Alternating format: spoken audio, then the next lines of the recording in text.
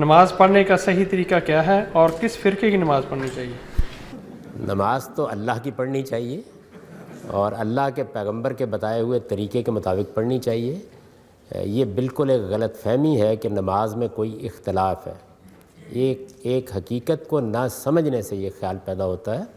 نماز کے دو حصے ہیں۔ نماز کا ایک حصہ وہ ہے جس کو مقرر کر دیا گیا ہے، جس کو سب مسلمانوں کو اختیار کرنا ہے۔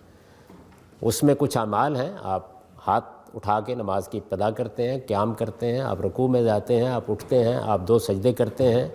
آپ کو اگر 2 رکعتیں پڑھنی ہیں تو آپ کچھ دیر کے لیے بیٹھتے ہیں۔ اگر آپ کو نماز ختم کرنی ہے تو آپ منہ پھیر کر نماز ختم کر دیتے ہیں۔ یہ اعمال ہیں نماز کے جو مقرر کر دیے گئے ہیں۔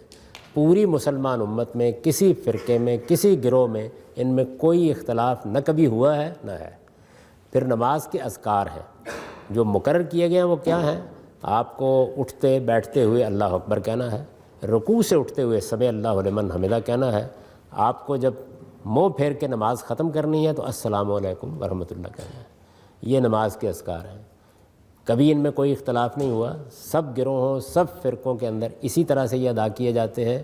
یہ نماز ہے جو اللہ کے رسول صلی اللہ علیہ وسلم نے مقرر کی ہے۔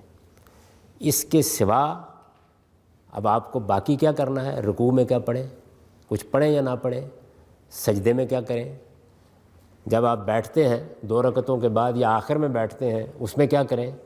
حضور نے فرمایا کہ دعا مناجات جو تمہارا جی چاہتا ہے کرو، اردو میں کرو، پنجابی میں کرو، انگریزی میں کرو، جس میں چاہے کرو، کوئی ذکر مقرر نہیں کیا گیا۔ تو یہ وہ دائرہ ہے جس میں اختیار دیا گیا ہے۔ اختلاف اس میں ہوتا ہے، ہونا ہی چاہیے۔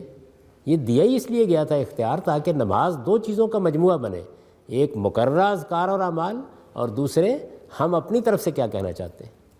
آپ رکوع میں دعائیں کیجئے، مناجات کیجئے، آپ سجدے میں دعائیں کیجئے، مناجات کیجئے، آپ بیٹھتے ہیں جب وہ دعائی کے لیے مقرر کیا گیا ہے اس میں دعائیں کریں، اس میں کوئی چیز مقرر نہیں کی گئی۔ رسالت مآب صلی اللہ علیہ وسلم نے یہی تعلیم دی ہے اور نماز میں ان معاملات میں کوئی اختلاف نہیں ہے، بالکل کبھی کوئی اختلاف نہیں ہے مقرر کردہ میں۔ جہاں انسانوں کا اختیار ہے وہاں لوگوں نے کوشش کی ہے کہ وہ یہ جانیں کہ اچھا یہ جس معاملے میں اختیار دیا گیا وہاں حضور کیا کرتے تھے۔ یہ ایک فطری خواہش ہے، تو اس کی تحقیق میں لوگوں میں اختلاف ہو جاتا ہے۔ درحال ہے کہ وہ تحقیق کوئی ضروری بھی نہیں تھی، کر لی تو جس کی جو تحقیق ہے اس کے مطابق عمل کر لیں، کیونکہ وہ آپ کا اختیاری حصہ ہے، وہ نماز کا لازمی حصہ نہیں ہے۔ آپ کے میرے اختیار پر چھوڑ دیا گیا ہے، آپ اس میں نماز پڑھیں۔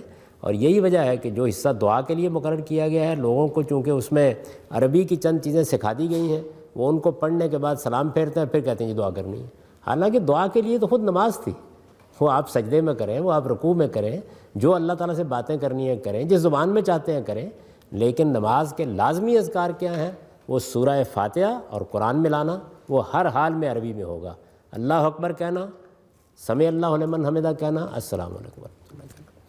تو یہ نماز کے لازمی اذکار ہیں، اور یہ جو نماز کے لازمی اذکار میں سورہ فاتحہ اور قرآن میں لانا ہے، اس میں بہت بڑی معنویت ہے۔ سورہ فاتحہ کیا ہے؟ یہ اصل میں رسول اللہ کی اور قرآن کے نزول کی دعا ہے۔ یعنی گویا انسانیت یہ کھڑے ہو کر کہہ رہی ہے کہ پروردگار جن کو تو نے ہدایت کا علمبردار بنایا تھا ان میں سے کچھ تیرے غضب کا شکار ہو گئے، کچھ گمراہیوں میں پڑھ کے مسیح کو خدا بنا بیٹھے، اب اہدنا الصراط المستقیم، صحیح راستہ بتا۔ اس کے جواب میں قرآن نازل ہوا ہے، تو اس کو آپ ایک سمبولک طریقے سے اپنی نماز میں روزانہ یاد کرتے ہیں، یعنی وہی دعا کرتے ہیں پھر قرآن کا کوئی حصہ پڑھتے ہیں۔ یہ لازم ہے، عربی میں ہوگا، قرآن مجید کا کوئی ترجمہ نہیں بلکہ یہی پڑھے جائیں گے۔